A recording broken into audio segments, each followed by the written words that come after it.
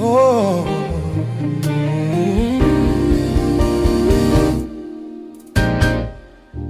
Hindi biro ang sumulat ng awitin para sa'yo.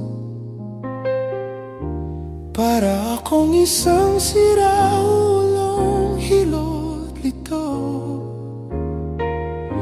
Sa aking pangminana ng piano, teklado'y pilit nilalaro.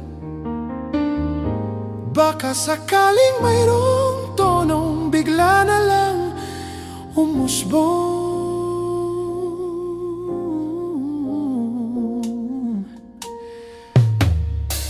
Tungkol saan naman kaya ang awiting para sa'yo? Hindi biro ang gawing sukat ang titik sa tono.